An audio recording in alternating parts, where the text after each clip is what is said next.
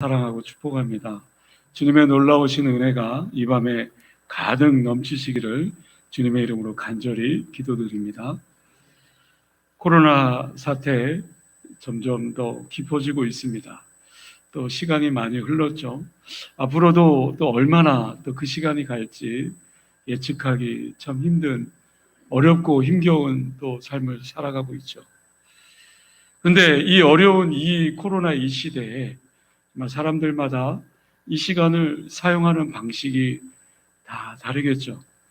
어떤 사람들은 코로나 이전의 시간이 다가올 줄 알고 그때가 만약에 다시 오면 내가 잘 살 거야 라고 생각하며 그때를 기다리며 사는 사람도 있을 겁니다.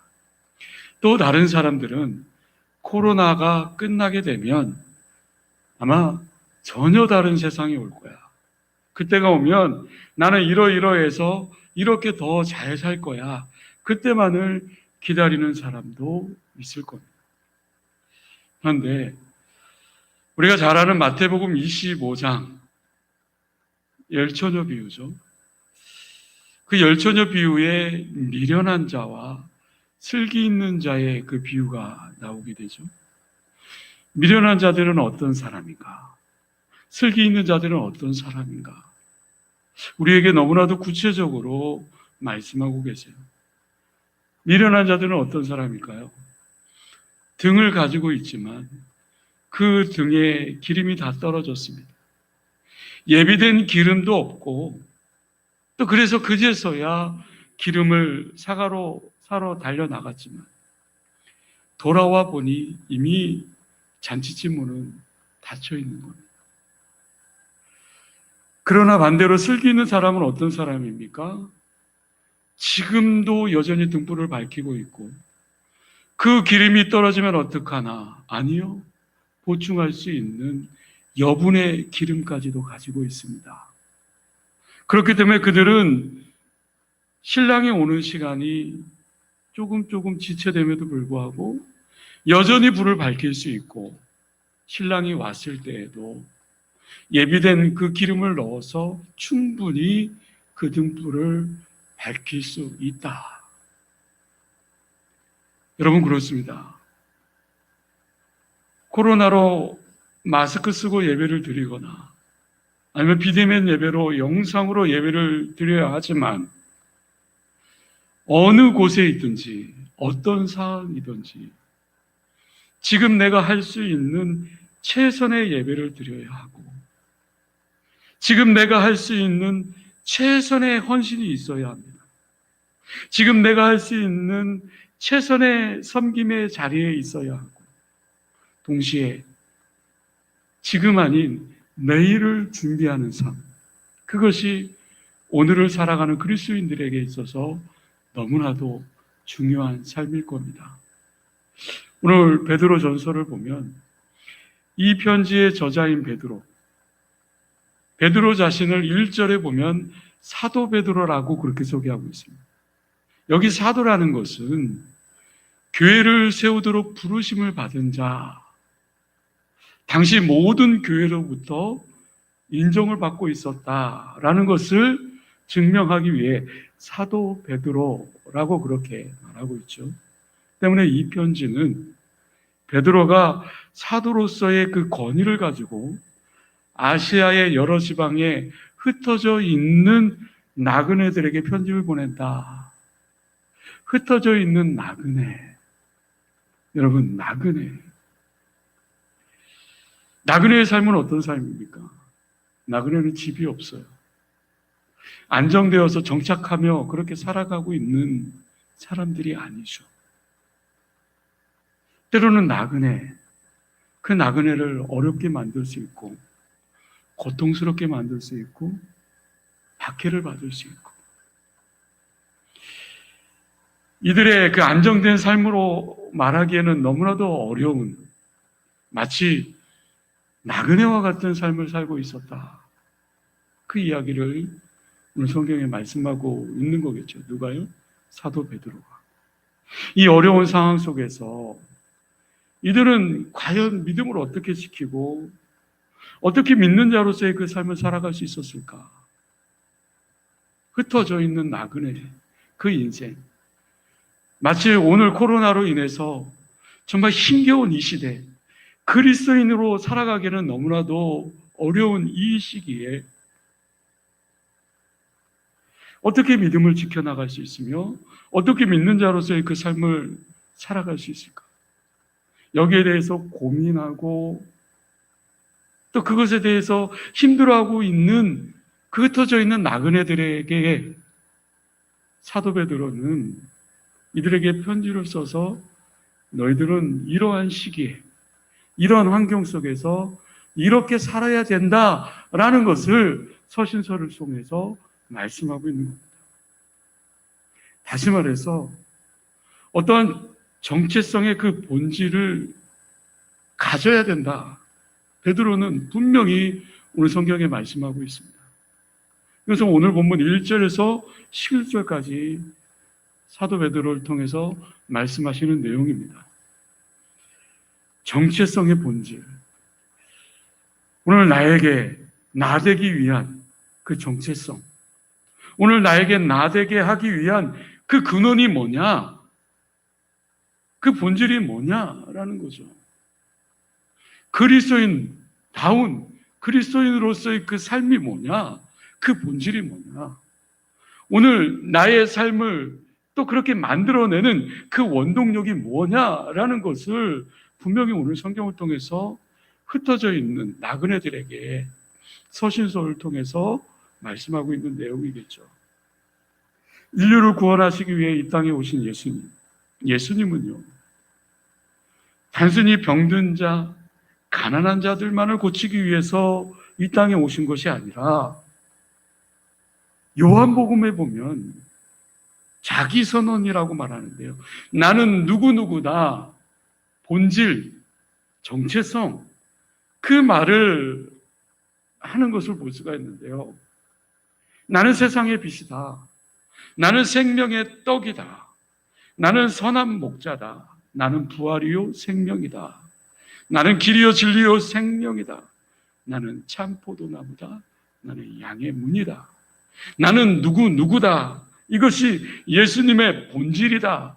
예수님의 그 본질을 이야기하고 있는 겁니다. 이 본질 위에서 예수님은 병을 고치며 또 먹을 것을 주며 가난한 자를 돕기 위한 그런 사역을 했던 것이죠. 오늘 본문처럼 고난 가운데 있는 성도들, 흩어져 있는 그 나그네들, 그렇게 힘겹게 살아갈 수밖에 없는 그 환경, 그 상황. 그런데 그 가운데서 그리스도인들에게 있어서 가장 중요한 것은 그들이 그리스도인답게 살아갈 수 있는 가장 중요한 원동력이 뭘까?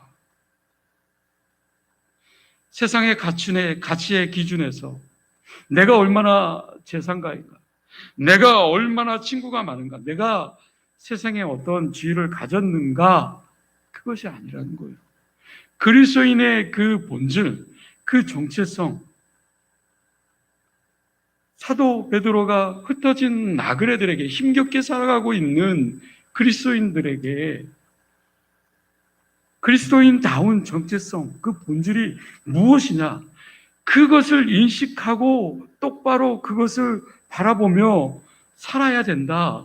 그 어려운 시기에, 그 어려운 상황 속에서 이렇게 살아야 된다라고 오늘 성경에 분명히 말씀하고 있습니다. 그럼 그리스도인의 그 신앙 공동체, 이 신앙 공동체에서 신앙 생활을 하다 보면 어떤 외형적인 것들로 인해서 많은 영향을 미칠 수 있습니다.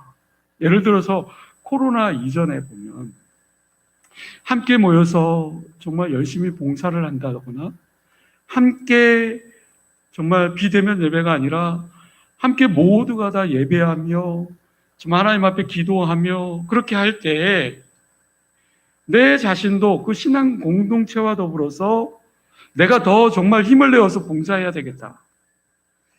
옆에 있는 성도보다는 더 크게 입술을 벌려 찬양하고 내가 정말 외형적으로 더 그렇게 깊숙이 기도하며 나아가야 되겠다.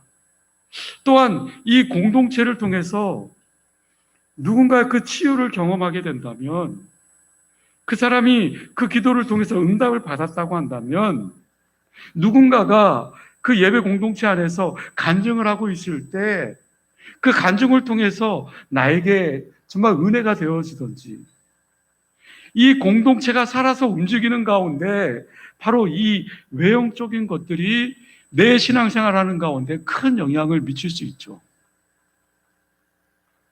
그러나 그 당시에 흩어져 있는 나그네들, 디아스포라, 정말 박해를 받으며 정말 숨어서 예배드리는 그들에게 있어서, 비록 그들이 주어져 있는 그 시기, 그 환경 속에서 흩어지며 함께 모일 수 없을 때에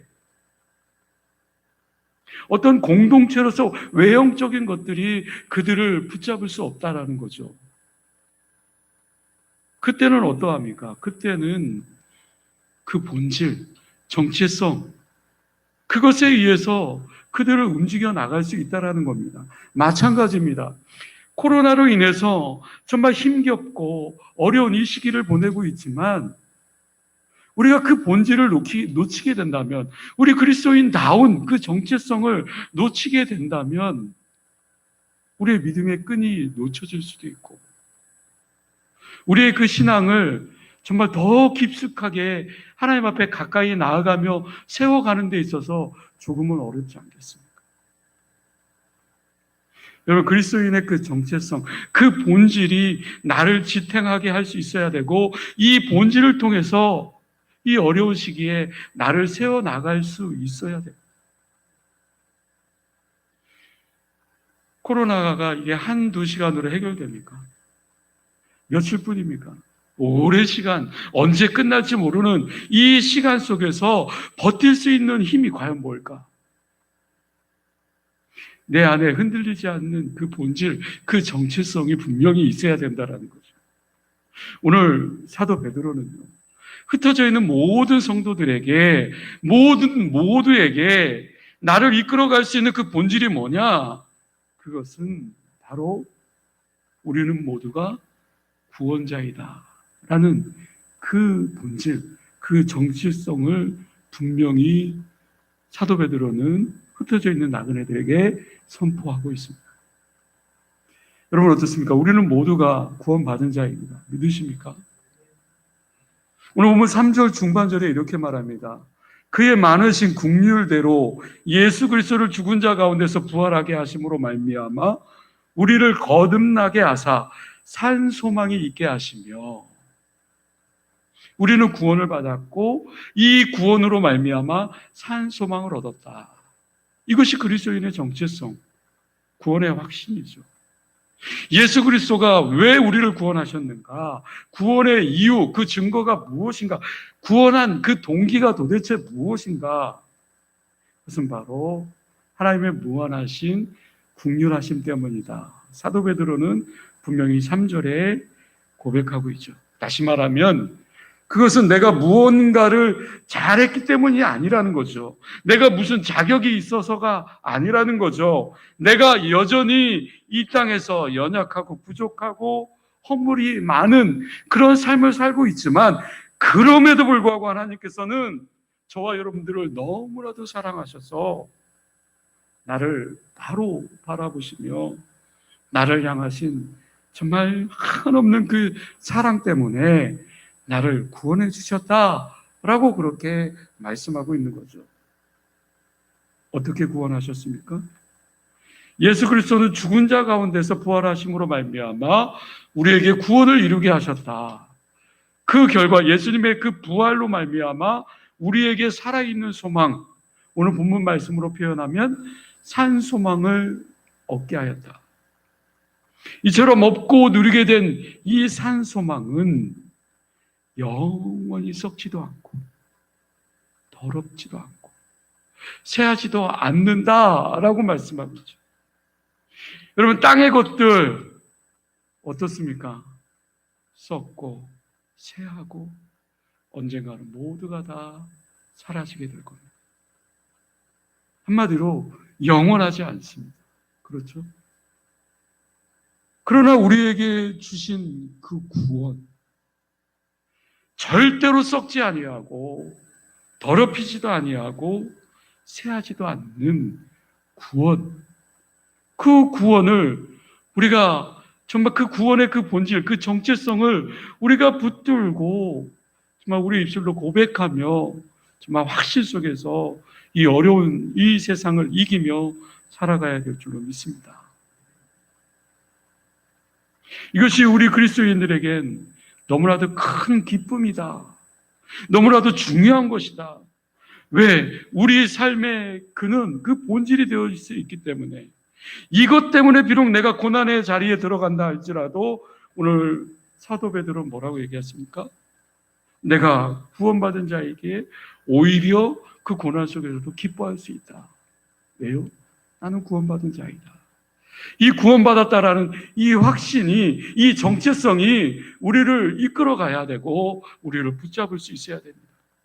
그렇기 때문에 그 고난 속에 있던 흩어져 있는 나그네들, 이 그 어려운 가운데 있는 그 열악한 환경 가운데 있으면서도 이 사도 베드로는 구원받은 자로서 나를 구원하신 하나님을 향해 담대히 나아가라. 그분과 함께 그 삶을 살아가야 되고 그 삶을 움직일 수 있는 그 원동력이 되어지는 것이 나는 구원자이다라는 구원의 확신이라는 거죠. 그것을 사도 베드로는 계속해서 말씀하고 있습니다. 이것이 결국 우리의 큰 기쁨이 되어진다라는 거죠. 그래서 9절에 보면 믿음의 결국 곧 영혼의 구원을 받음이라. 우리의 그 믿음의 궁극적인 목적지는 바로 영혼의 구원입니다. 이 자리까지 나아가라라고 사도 베드로는 오늘 말하고 있는 것이죠. 그러면서 8절 후반절에 보면 이제도 보지 못하나 믿고 말할 수 없는 영광스러운 즐거움으로 기뻐하니, 영광스러운 즐거움으로 기뻐하니, 우리가 구원받았다라는 그 확신이 나에게 있다고 한다면 내가 왜 이 예배를 드려? 왜요? 구원받았기 때문에. 네가 왜 봉사를 해? 왜요? 구원받았기 때문에. 네가 왜 이웃을 그렇게 돌봐야 해? 왜 이웃을 사랑해야 돼? 왜요? 구원받았기 때문에. 네가 왜 다른 사람을 도와줘야 돼? 왜요? 구원받았기 때문에. 이 분명한 구원의 확신이 있을 때 우리는 그저 주어져 있는 그 환경이 어렵고 힘이 들지만 그 고난 속에서도 구원의 확신을 가지고 기뻐하며 살아갈 수 있다고 오늘 사도 베드로는 고백하고 있는 겁니다. 더불어 내 주변에 있는 사람들을 기도해주고 격려해주고 기쁜 일이 있을 때 함께 축하해주고 힘든 일이 있으면 함께 기도해주고 그렇게 나누며 살아갈 때 얼마든지 구원받은 자로서의 그 삶을 살아갈 수 있는 거겠죠. 사랑하는 성도 여러분, 여러분의 그 정체성의 그 본질은 어떤 겉으로 보여주는 것들이나 그동안 해왔던 것들에 매여 있지 않습니다. 나를 판단하는 나의 정체성의 그 본질은 이 땅의 창조자이신 하나님께서 나를 너무너무나 사랑하셔서 예수님으로 말미암아 구원받은 자로서 그렇게 살아갈 수 있도록 그 구원의 길을 열어주셨고 그 사실이야말로 우리를 움직이는 그 삶의 본질이 되어야 한다는 거죠. 여러분 그렇습니다. 저와 여러분들은 분명하게 구원받았습니다. 더 이상 정죄함이 없다고 성경에 말씀하고 있습니다. 지금 이 어려움 속에서 그저 정말 힘겹게 살아가며 주저앉은 자의 그 모습이 아니라 지금 이 시간에도 정말 등불을 밝힐 수 있고 비록 코로나로 인해서 대외적으로 내가 아무것도 할 수 없는 자입니다. 그렇게 생각되어진다 할지라도 여전히 등불을 밝힐 수 있고 동시에 앞으로 나아갈 수 있는 그 길에 등불의 기름을 준비할 수 있는 자, 그것이 정말 구원받은 자로서의 그 기쁨의 삶을 살아가는 것이 아닐까. 바라기는 저와 여러분들 모두가 정말 내 마음 가운데 나는 구원받은 자이다. 구원의 그 확신을 가지고 이 땅 가운데서 정말 구원자로서의 그 삶을 또 살아가며 하나님 앞에 정말 조금도 정말 이 어려운 환경 가운데 흔들림이 없이 믿음으로 굳건히 서서 정말 미래의 그 소망을 품고 산 소망 가운데 승리하며 살아가는 저와 여러분들이 될 수 있기를 주님의 이름으로 간절히 축원합니다. 기도하겠습니다. 참 좋으신 아버지 하나님, 은혜를 감사합니다. 오늘 우리의 삶의 자리에 하나님이 우리를 부르셔서 그리스도인이다라고 그렇게 말씀해 주심에 또한 감사를 드립니다. 그러나 오늘날 그리스도인으로서 살아가는 것이 얼마나 힘들고 얼마나 어려운지 모릅니다. 많은 사람들의 비난, 많은 사람들의 손가락질하는 이 어려운 상황 속에서 우리가 과연 어떻게 살아가야 될 것인가, 어떻게 이겨내야 될 것인가, 어떻게 극복해내야 될 것인가, 오늘 사도 베드로를 통해서 말씀해 주시니 감사를 드립니다. 우리 안에 분명한 정체성을 가지고 살아가게 하여 주시옵소서. 조금도 흔들리지 않고 세상의 그 풍파에 흔들려 살아가는 그 인생이 아니라 나는 확실하게 구원받은 자로서 또 구원받은 자로서의 그 삶을 살겠노라고 이 밤에 고백하며 결단하며 나아가는 우리 모두가 되어줄 수 있도록 주님 도와주시옵소서. 하나님과의 관계 속에서 우리가 분명하게 설 수 있는 그런 은혜 또한 허락하여 주시옵소서. 감사드리오며 예수님의 이름으로 기도드리옵나이다. 아멘. 찬송가 436장입니다. 436장 찬송하겠습니다.